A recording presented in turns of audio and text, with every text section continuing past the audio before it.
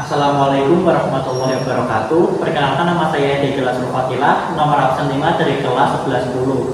Di sini saya akan menyampaikan materi tentang Perang Dunia I.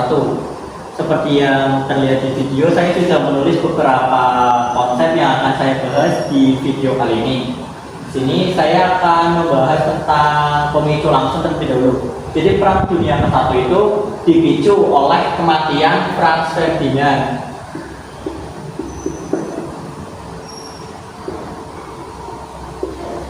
Nah, jadi pemicu langsung dari Perang Dunia I adalah kematian Franz Ferdinand yang dibunuh oleh pemuda Serbia. Nah, lalu apa sih latar belakangnya? Latar belakangnya itu ada nasionalisme.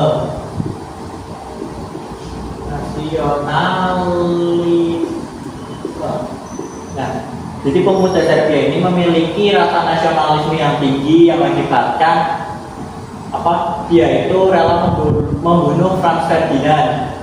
Pada intinya nasionalisme lah, di mana Serbia itu ingin mendirikan negara sendiri. Lalu ada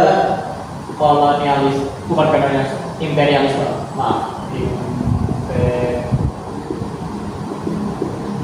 Jadi negara-negara di Eropa ingin menguasai negara-negara jajahan, yaitu mencakup di wilayah Asia dan juga wilayah Afrika. Setelah itu ada militerisme,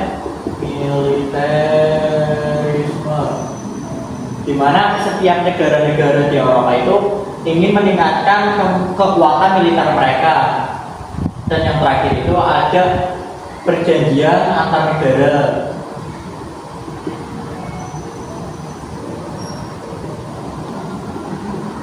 Nah, jadi perjanjian antar negara itu kayak mencakup, di mana jika ada suatu negara diserang, maka negara yang lain ikut membantu negara yang diserang tersebut. Nah, Perang Dunia I itu terjadi karena perjanjian antar negara ini, di mana masalah kecil yang seharusnya bisa diselesaikan dengan perang antara Austria-Hungaria melawan Serbia menjadi lebih besar karena ada perjanjian antar negara ini. Lalu saya akan membahas tentang pembagian blok. Di sini ada blok sentral yang diisi oleh Jerman, Austria,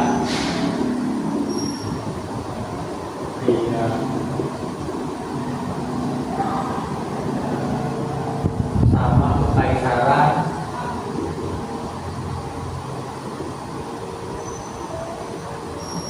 Nah, untuk di blok sentral ada Jerman, Austria-Hungaria, dan Kekaisaran Ottoman Turki. Lalu untuk sekutu itu ada Inggris, lalu ada Prancis, Rusia, setelah itu ada Italia, yang terakhir ada Amerika Serikat. Ini adalah pembagian bloknya, di mana di blok sentral ada Jerman, Austria, Hungaria, dan Kekaisaran Ottoman. Sedangkan sekutu ada Inggris, Prancis, Rusia, Italia, dan Amerika Serikat. Kita masuk ke jalannya perang. Jadi pada tahun 1914, di mana perang sudah dimulai karena Austria Hungaria itu tidak terima dengan kematian Franz Ferdinand yang dibunuh di Serbia. Perang dimulai, Jerman juga menyerang Belgia.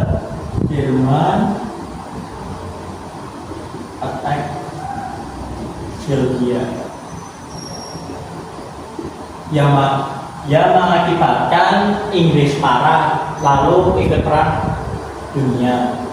Lalu di 1915 sampai 16 kayaknya, saya sedikit lupa. Di sini itu terjadi perang Paris.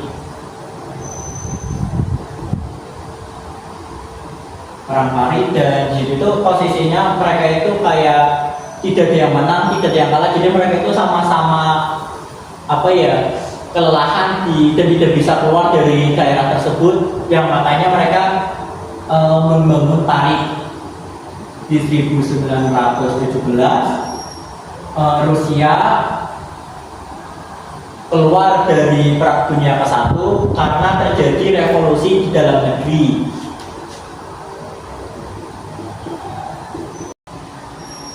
Tapi setelah Rusia keluar, masuklah Amerika Serikat.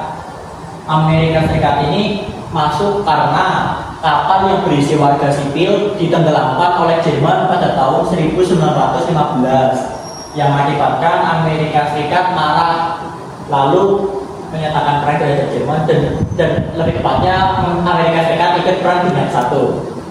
Nah, di 1918, nah sini itu tanda-tanda Jerman kalah, di mana pasukan Jerman itu kelelahan, rakyat mereka kelaparan, dan pasokan sumber daya mereka atau pasokan persenjataan dan lain-lain itu sudah menipis lah intinya. Nah, lalu mereka itu menandatangani sebuah kontrak gencatan senjata yang menunjukkan bahwa perannya itu berakhir. Nah, saya masuk ke sini lagi, maaf. Nah, di perang berakhir ini di 1919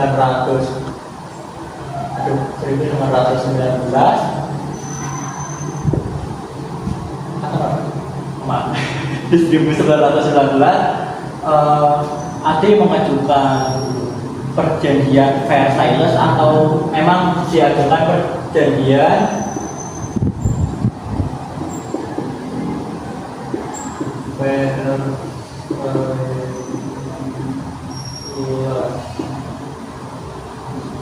perjanjian Versailles, di mana mereka itu kayak setuju nih mereka itu kayak setuju nih bahwa Jerman itu paling bersalah di antara mereka, atau Jerman itu kayak pemicu utama lah terjadinya perang dunia ke-1. Maka perjanjian Versailles ini dibuat untuk mengekang Jerman. Nah, perjanjian ini tuh ada 14 poin, tapi saya akan menyebutkan itu 14 poin itu mencakup apa saja, di mana 14 poin ini mencakup ada meminta ganti rugi, jadi negara-negara yang menang ini itu meminta ganti rugi terhadap Jerman. Lalu ada pengurangan wilayah, di Jerman itu harus menyerahkan beberapa wilayahnya kepada pihak pemenang atau sekutu. Dan terakhir itu militer mereka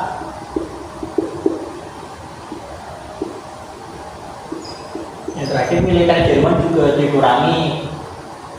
Nah, dari sini semua kita sudah simpulkan, atau mungkin maaf ya, bukan sudah simpulkan, lebih tepatnya ini saja penjelasan yang bisa saya sampaikan. Jika ada salah kata atau salah mungkin menyebutkan sebab akibat atau kenapa sih bisa mereka ikut perang dan lain-lain, saya minta maaf. Sekian dari saya. Wassalamualaikum warahmatullahi wabarakatuh.